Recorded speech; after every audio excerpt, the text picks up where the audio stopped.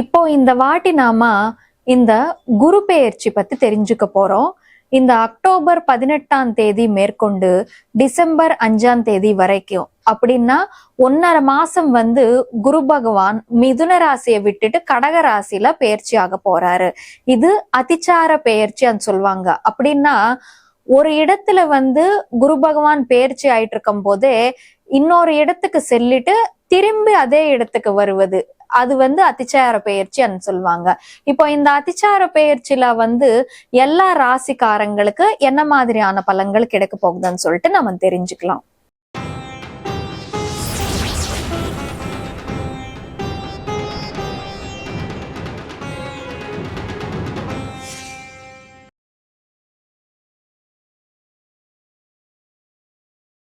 Rudran astro நேயர்கள் அனைவருக்கும் வணக்கம்.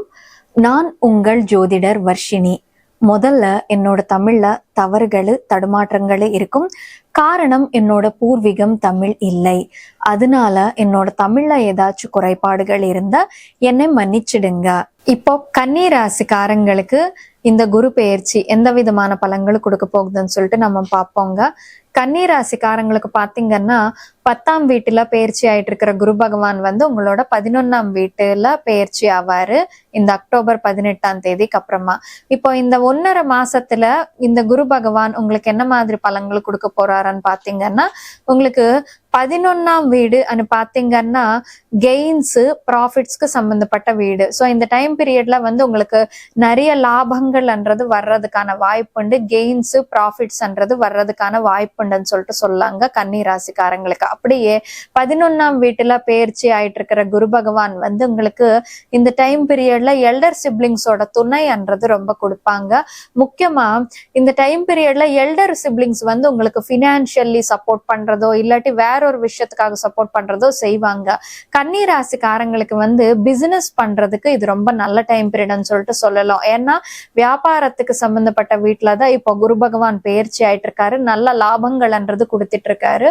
ஸோ அதனால நீங்க இந்த டைம் பீரியட்ல பிசினஸ் ஆரம்பிக்கிறதுக்கு ரொம்ப நல்ல டைம் பீரியட்னு சொல்லிட்டு சொல்லலாம். அப்படியே உங்களுக்கு இந்த டைம் பீரியட்ல எல்டர் சிப்ளிங்ஸ் உங்களோட பிசினஸ்க்கு பினான்சியல்லி சப்போர்ட் பண்றதுக்கான நல்ல வாய்ப்பு இருக்குதுன்னு சொல்லிட்டு கூட சொல்லலாங்க. அப்படியே 11ஆம் வீட்டிலிருந்து குரு பகவான் பாத்தீங்கன்னா 5ஆம் பார்வையால 3ஆம் வீட்டை பார்த்துட்டு இருப்பாரு. 3ஆம் வீடுன்னு பாத்தீங்கன்னா யங்கர் சிப்ளிங்ஸ்க்கு சம்பந்தப்பட்ட வீடு. மொத்தமா பாத்தீங்கன்னா உங்களுக்கு எல்டர் சிப்ளிங்ஸ் யங்கர் சிப்ளிங்ஸ் எல்லாரோட சப்போர்ட், சிப்ளிங்ஸோட சப்போர்ட்ன்றது இந்த டைம் பீரியட்ல உங்களுக்கு கட்டாயமா இருக்கும்னு சொல்லிட்டு சொல்லாங்க. அப்படியே 11ஆம் வீட்டுல பயிற்சி ஆயிட்டு இருக்கிற குரு பகவான் மிக முக்கியமா உங்களுக்கு என்ன கொடுப்பாருன்னு பாத்தீங்கன்னா டிசைர் மேனிஃபெஸ்டேஷனுங்க. இந்த மேனிஃபெஸ்டேஷன், லா ஆஃப் அட்ராக்ஷன் என்ற கான்செப்ட்ஸ் எல்லாம் இப்போ புதுசா நம்ம கேட்டுட்டு இருக்கோம். அதுதான் 11ஆம் வீடுங்க. 11ஆம் வீடு எண்ணங்களுக்கு சம்பந்தப்பட்ட வீடு. ஸோ ரொம்ப நாளா நமக்கு மனசுல ஏதாச்சும் நினைச்சிட்டு இருந்தா அது 11ஆம் வீட்டுல குரு இருக்கும் போது நடக்கும்ங்க.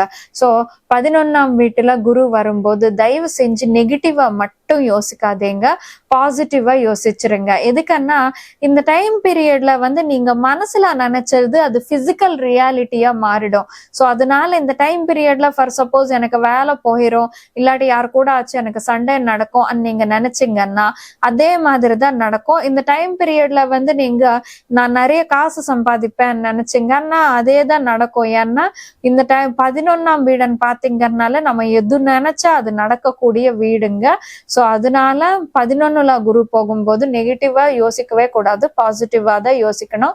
அப்படியே 11ஆம் வீட்டிலிருந்து குரு பகவான் 3ஆம் வீட்டு மேல பார்வை வச்சிருக்கிறதுனால உங்க கம்யூனிகேஷன்ன்றது வளருது, உங்க சோஷியல் சர்க்கிள்ன்றது வளருது. ஏன்னா 11ஆம் வீடு சோஷியல் சர்க்கிள்க்கு சம்பந்தப்பட்ட வீடு.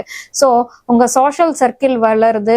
இப்போ ஃபார் சப்போஸ் புதுசா இப்போ பிசினஸ் ஸ்டார்ட் அப்ஸ் வச்சிருக்கிறவங்க நிறைய பிசினஸ் சமிட்ஸ்க்கு அந்த மாதிரி அட்டெண்ட் ஆயிட்டு நிறைய உங்க பிசினஸ்க்கு சார்ந்த நிறைய பேரை நீங்க மீட் பண்றதுக்கான வாய்ப்பு இருக்குது.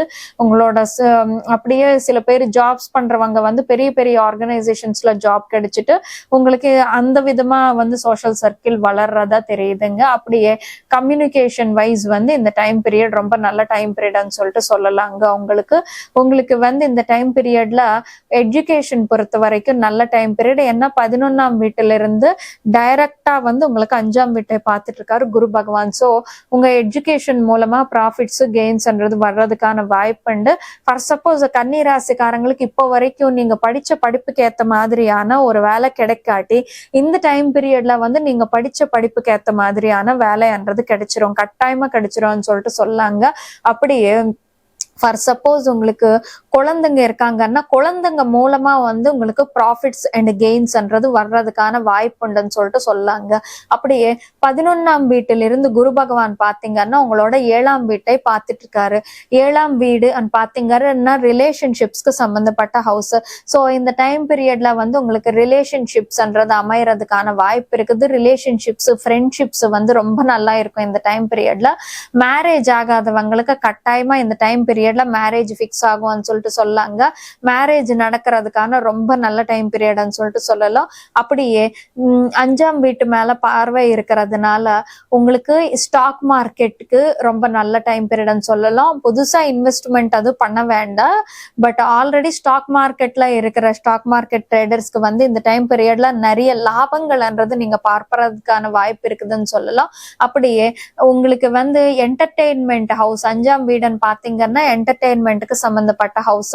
ஸோ என்டர்டெயின்மெண்ட்டுக்கு சம்பந்தப்பட்ட ஹவுஸ் மேல குருவோட பார்வை இருக்கிறதுனால என்டர்டெயின்மெண்ட் இண்டஸ்ட்ரீஸ் சார்பாக ஒர்க் பண்றவங்களுக்கு நல்லா இருக்கும். ஃபார் சப்போஸ் இந்த movie hall owners, theatres owners, இந்த தீம் பார்க்ஸ் வச்சிருக்கிறவங்களுக்கு நல்லா இருக்கும். அப்படியே இந்த பிலிம் இண்டஸ்ட்ரியில ஒர்க் பண்றவங்களுக்கு, ரைட்டர்ஸ்க்கு, கிரியேட்டிவ் செக்டார்ஸ்ல ஒர்க் பண்றவங்களுக்கு இந்த டைம் பீரியட் ரொம்ப நல்ல டைம் பீரியடா அமையும்னு சொல்லிட்டு சொல்லாங்க. அப்படியே மீடியா ரிலேட்டடா வந்து இந்த communication related anchors, news reporters இவங்க எல்லாத்துக்குமே வந்து நல்ல டைம் பீரியடா அமையும்னு சொல்லிட்டு சொல்லாங்க.